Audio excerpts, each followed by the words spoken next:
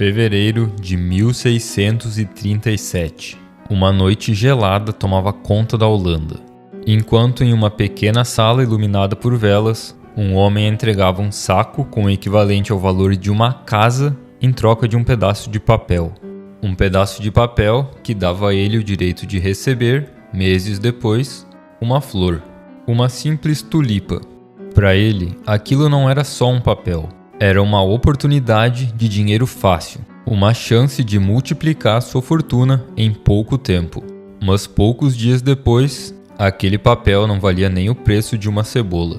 E o sonho dourado virou pesadelo. Não só para ele, mas para muitos holandeses que também acreditaram nessa ilusão. Parece absurdo, mas essa história é real. No século XVII, uma única tulipa chegou a valer o mesmo que uma casa.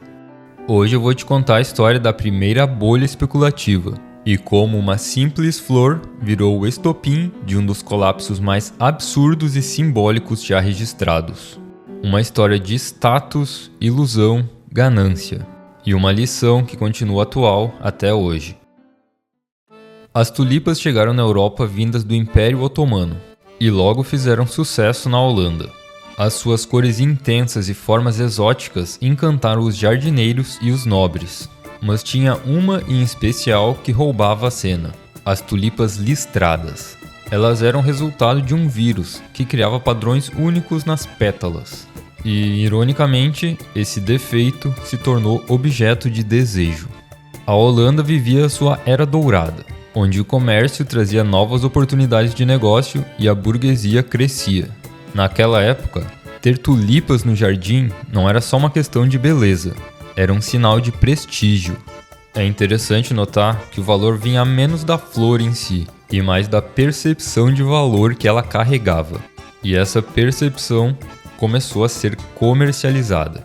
Os bulbos, que são a parte que fica embaixo da terra e dão origem à flor, passaram a ser negociados como relíquias. A cada novo comprador, os preços subiam.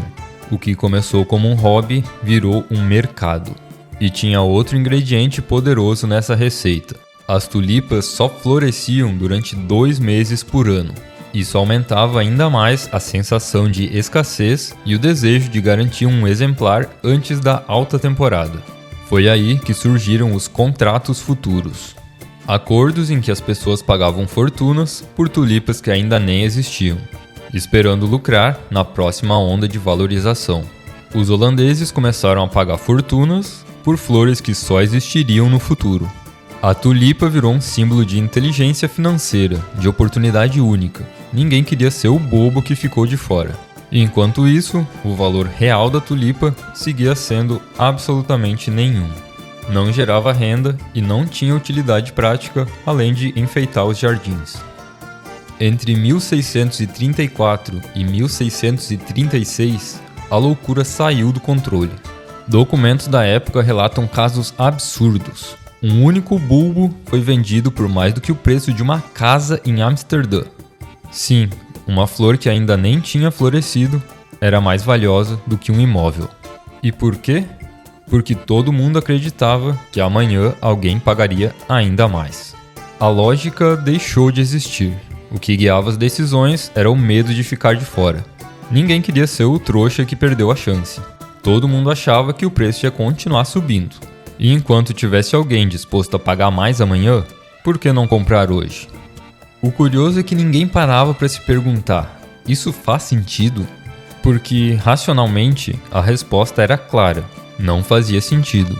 E esse é o retrato de uma bolha financeira, quando o preço de alguma coisa sobe sem parar, não porque ela vale mais, mas porque todo mundo acredita que outra pessoa vai pagar mais depois.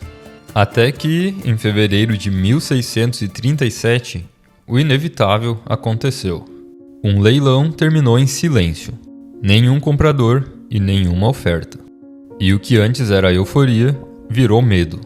Se ninguém mais queria comprar, então ninguém mais conseguiria vender. E quando o medo entrou em cena, a bolha explodiu. No dia seguinte, tudo desmoronou. Contratos foram rasgados. Compradores sumiram. E fortunas viraram pó. Assustados, vários investidores começaram a vender suas tulipas ao mesmo tempo, na tentativa de evitar perdas maiores. Isso fez os preços despencarem de vez. E em meio ao pânico, muitos decidiram não honrar os contratos futuros. Afinal, as flores agora valiam muito menos do que o previsto. Esse efeito em cascata foi tão intenso que o próprio governo holandês tentou intervir, com medo de que o colapso se espalhasse para outros setores da economia. Mas já era tarde. E então, de repente, a Holanda acordou para uma realidade incômoda. Eles tinham apostado toda a sua riqueza em uma flor. Uma flor que em pouco tempo murcharia. O resultado foram famílias arruinadas, heranças perdidas, sonhos destruídos. E uma vergonha coletiva que ecoaria por gerações. As tulipas, antes sinônimo de riqueza, viraram sinônimo de ruína. Os únicos que conseguiram escapar com algum lucro foram aqueles que venderam antes do colapso.